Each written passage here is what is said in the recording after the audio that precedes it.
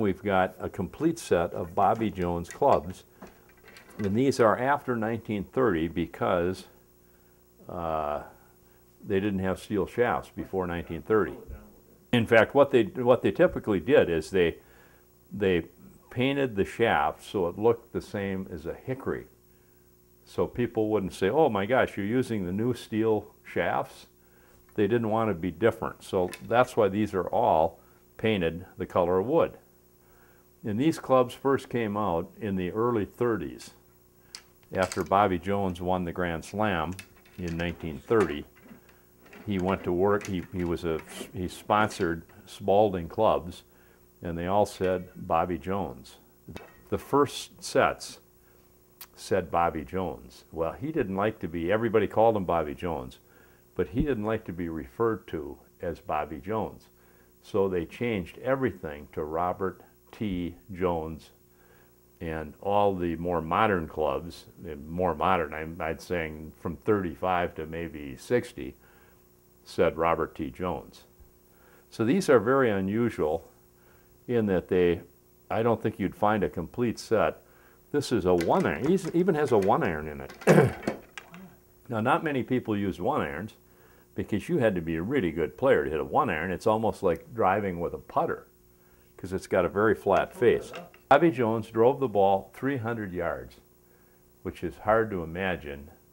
He had an incredible swing, powerful swing, and the average golfer probably hit the ball 175 yards. But he drove it 300 yards, so he had a huge advantage over most guys that he played.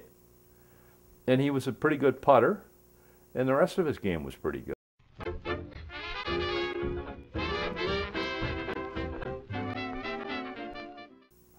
So if you've got, this has got 1, 2, 3, 4, 5, 6, 7, 8, 9, 10, 11, 12 clubs, it would be $25. Now, prior to 1940, you could carry as many clubs as you wanted to. If you wanted to have 40 clubs in your bag, which Lawson Little did when he won the Open in 1940, you could have 40 clubs in your bag. Then the USGA outlawed that. They made it 14 clubs after 1940.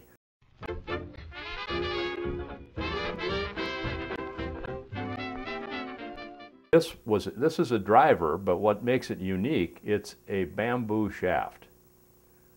The only one I've ever seen. Most shafts were hickory. And bamboo was more solid than hickory, only it was very expensive, so they couldn't afford to make golf clubs out of bamboo. Now this is a very unusual wood, or iron rather. It's a blacksmith iron, and it's very old. It's probably 1860s, but look at the condition of it. You can see all the pitting and the rusting. And it was made around the time of the Civil War. But this club was in England or Scotland or Ireland and somehow got over here. But it's very rare. It's, you can't, there's no delineation, there's no markings on it, but it's old. And then this is the brassy,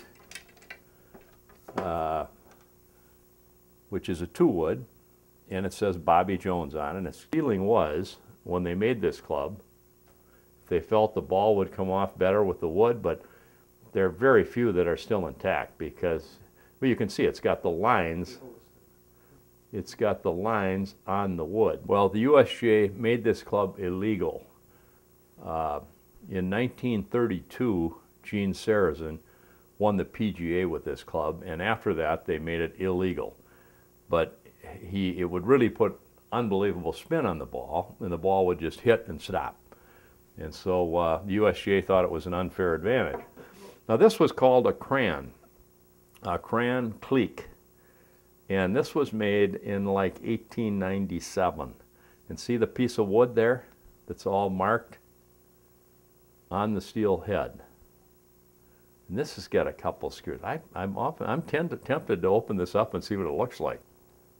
Oh, this is a neat club because it was owned by George Stewart Curtis, who started the Curtis Cup. And the date on this is 1902. And it was made by Tom Varden Harry's brother when he was at Sandwich in England. And it's a beautiful club, and it's got see his initials on it? G.S. Curtis. Curtis Cup. That's the equivalent of the Walker Cup for women. Beautiful persimmon head. The shafts were made out of steel, and they were painted different colors so that they didn't look like steel, so they wouldn't rust. This is what was called the giant niblick. And look at the size of that club. And it's very rare and very valuable. And you could dial it down. If you wanted the ball to go farther, you'd hold it like this. If you wanted to go higher, you would just hold it like this. And you could lay it flat if you wanted the ball to go straight up and straight down. And this is every golf collector wants to have this club. And they haven't made them since the 30s because they outlawed it. They considered it an unfair advantage. This is an iron that's hand dotted. See the dots in the club face? That was done by hand. This club was made by Willie Kidd, who was the golf pro at Interlaken from 1920 to 1930. And that's when they had the Grand Slam. They had the U.S. Open there in 1930, which Bobby Jones won. This is an early putter. Most of the club heads in the United States were made in England by Tom Stewart. And he put his logo on here. Tom Stewart, his logo was a pipe. And when he did quality control, he would check every 1,000 irons or 100 irons, and he would put this little dot in the club. So Tom Stewart actually looked at this club, the Tom Stewart, and it's old. It's got no, they didn't make face plates until the 1900s. So this is prior to 1900 because it's got a smooth face. This is a Schenectady putter. Walter Travis went to England to play in the British Amateur in 1903. And he won using this, which was a center shafted club. Well, the R&A, the rules body in England, decided that it wasn't a legal club because it had a center shaft and it had to be on the side. Well, he'd already won the British Amateur. And anyway, so it's a very controversial club. Schenectady putter is what they called it. That's where they made it, in Schenectady, New York. This is an iron. This is also Willie Kidd. They called this a rainbow iron. See the unusual grooves? Yep, hold on. Oh, okay. Yeah. This was a rainbow club, they called it. Now, this is a run-up iron, too. This is unusual. This is a chipping iron. The only reason you use this is to chip. And it says RU, which means run up. This is a rut iron. See the small head?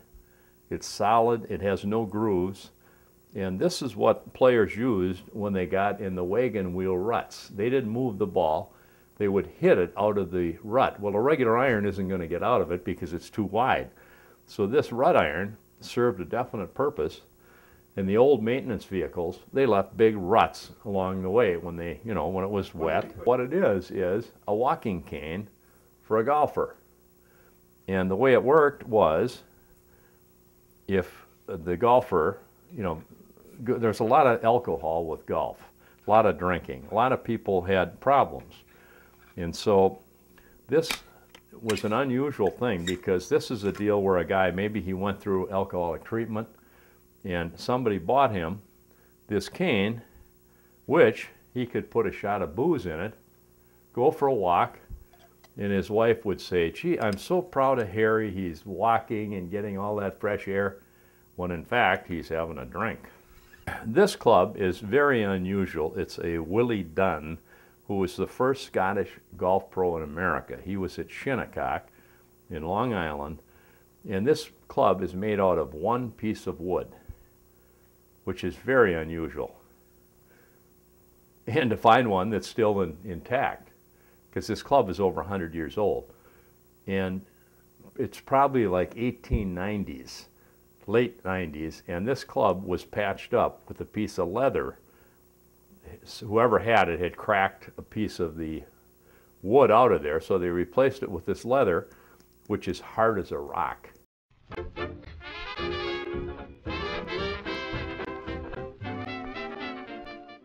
They made, in total, they made over 20 million hickory shafted clubs. So I mean, everybody thinks, oh, I got a hickory shafted club, it's got to be worth a fortune. They aren't. Most of them are worth nothing. You know, unless it's made in Scotland by a famous player, then it could have some value. But the odds are they're not gonna.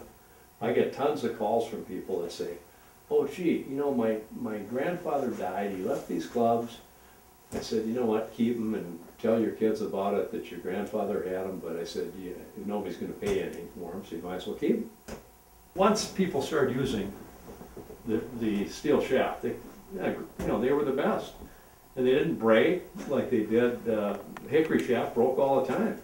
I think the steel shafted clubs, I think the ball went farther and they were more uniform than a hickory shafted club. But I don't think that was a real factor. I think it was the development of the ball, they made it so it's hot, and now they just travel and travel and travel.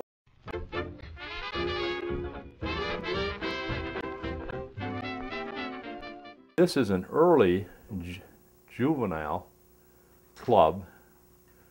It's a driver, Burke Jr., and it's in beautiful shape, which is very unusual for kids' clubs, because normally they would hit rocks and hit cans and they'd be all damaged.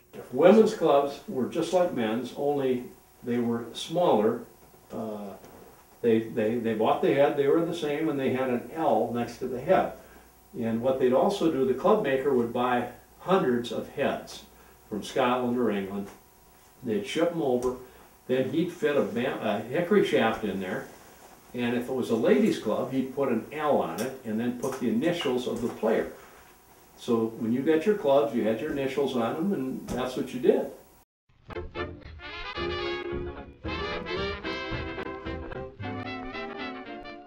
The first golf ball was called a feathery. It's called a feathery, and what it was, it looks like a small baseball is what it was, but it was made out of feathers inside and then tightened, and it took, you know, a good maker could make 2 or 3 of these in one day. It took forever to make. It was very expensive, and they're very rare.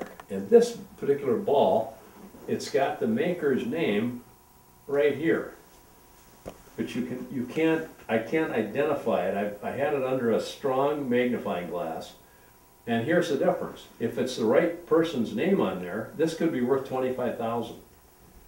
If it's not, it's still worth probably $2,500. But it's very unique, and they went out of favor, I would say, in about '75. And the Haskell ball, well, first you had the Barden Flyer, which was a very popular ball prior to 1900. And then you had the Haskell ball. Now the Haskell ball went much farther than the Barden Flyer. And so what happened was, the deal changed. And you know, if you were using a ball that went 150 yards off the tee and I'm using one that goes 200 yards, well, you're gonna use the one that goes 200 yards too, and that's what happened. And so the golf ball changed things tremendously, and they were mass produced. They're developed by a guy named Colburn Haskell, who lived in Ohio, and he had figured the whole deal out, and it revolutionized golf. And that's part of the problem today, is the golf ball is so hot, it goes too far. So you got all these old golf courses that aren't hard anymore because they're so short.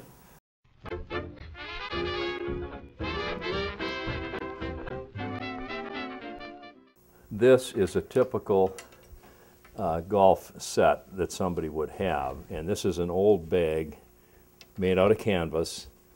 And they quit making those like that in the 30s, early 40s.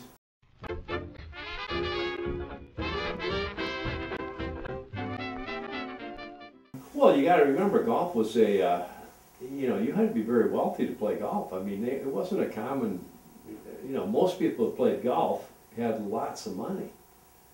And then public golf courses opened, like in the 30s, and so it made it possible for everybody to play.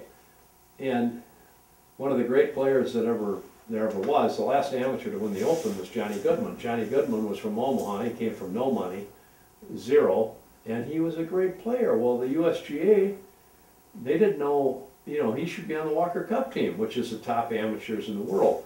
But, you know, they didn't know how to do it because he didn't have any money. He was a poor guy. So it was very unusual. I mean, golf was definitely a rich person's sport.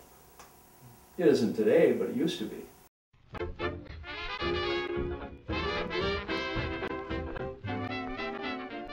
People think that the garage sales are a great place to buy something, but the stuff you buy is going to be junk most of the time.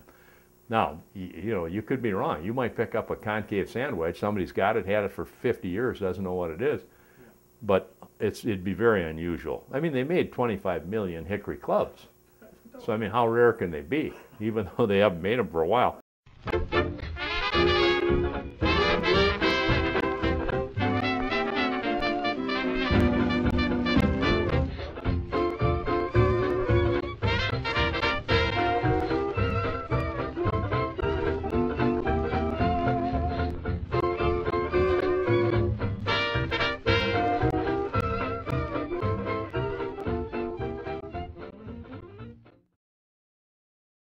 This is what they put on the horses' hoods. So they wouldn't, you know, dig big holes in the golf